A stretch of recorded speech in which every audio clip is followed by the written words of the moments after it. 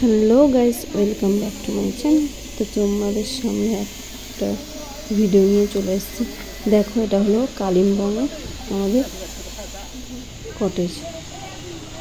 তো আমরা দার্জিলিং থেকে রওনা দিয়ে এখানে চলে এসেছি। গাড়ি সামনে আছে, সামনের দিকে আমরা থাকবো আজকের দিনটা। কালকে এখান দিয়ে রওনা দেবো। যাই হোক, আমাদের কটেজটা আছে, সবই আছে। কেমন লাগলো তোমরা কমেন্ট করে জানিও।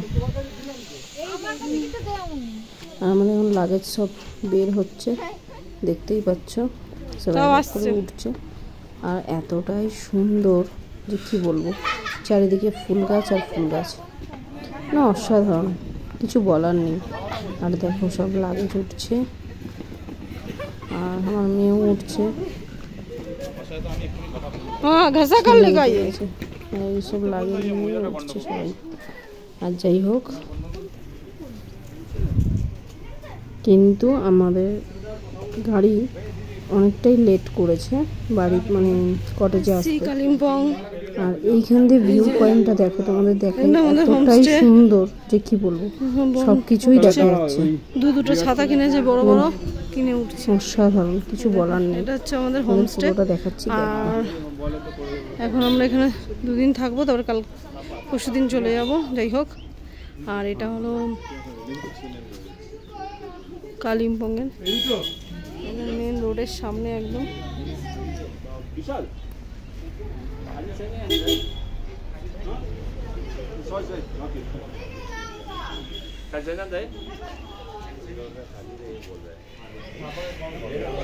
ये मेरा रूम 2 बेड का, देखिए ड्रेसिंग टेबल है,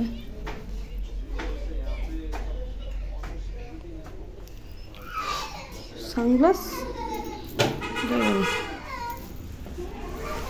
टॉयलेट, गीजर আছে, পরিষ্কার একদম।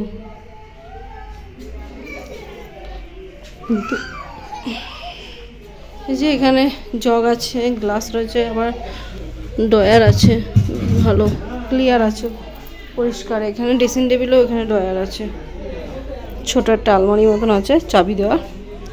আর এখানে পুরো জানলার বাইরে এইসব দৃশ্য দেখা যাবে। দুটো বসার বেলকনি মতন আছে, কি সুন্দর বেলকনিতে।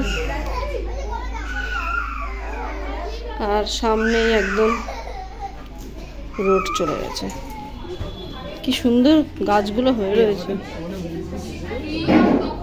দেখ কি সুন্দর হয়ে রয়েছে গাছগুলো, গাঁদা ফুল গাছ।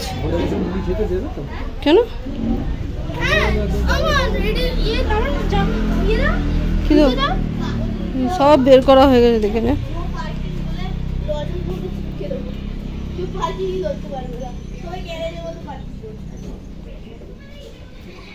এটা কি গাছ কি জানে? হ্যাঁ,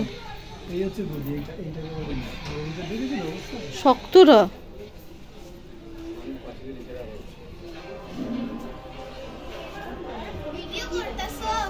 দেখ কি সুন্দর সুন্দর গাছ আছে। এদিকেও হোমস্টে আছে। এটা লোকাল হোমস্টে গাইস, বাট আমার মা দেখিয়ে দিচ্ছে, সবার হোমস্টে স্পন্সর করে দেয় আমার মা। ভালো লাগছে। এটা কি গাছ? এটা আমি জানি না, তো কেউ বলতে পারবে এটা কি গাছ?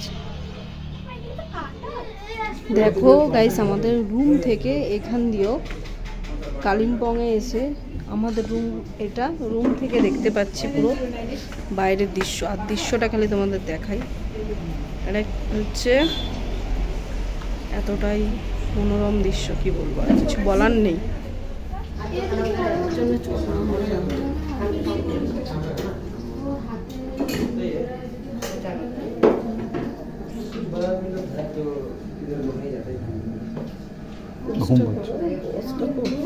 কি করতে হয়? পজ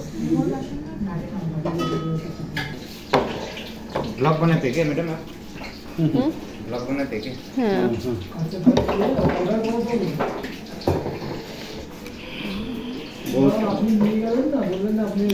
কি গরম গরম খাবার দেখো, পুরো ধোয়া উঠছে, হেভি খাবার।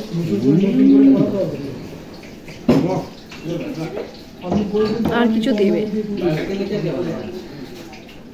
ধোয়া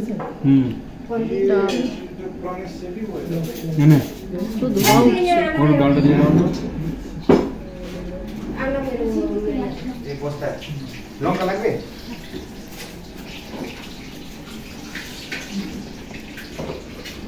ফাটাফাটি খাবার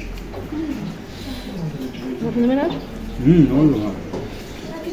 দুপুরবেলার খাবার শেষ করেই সন্ধ্যেবেলা চলে গেল খাবার নিয়ে। তো তার আগে ছিল ওরা বেরোবে না, খাবে তাই। ঝুরঝুরে আলু ভাজা, যাই হোক। তারপরে এলো কি চিকেন পকোড়া আর মোমো। দেখো উফ, অসাধারণ। আর মোমোটা হচ্ছে একদম ফ্রাই। আর তারপরেই চলে এলো ডিনারের টাইম। ডাল ভাত দেখছো, এটা হচ্ছে আমার মেয়ে খাচ্ছে।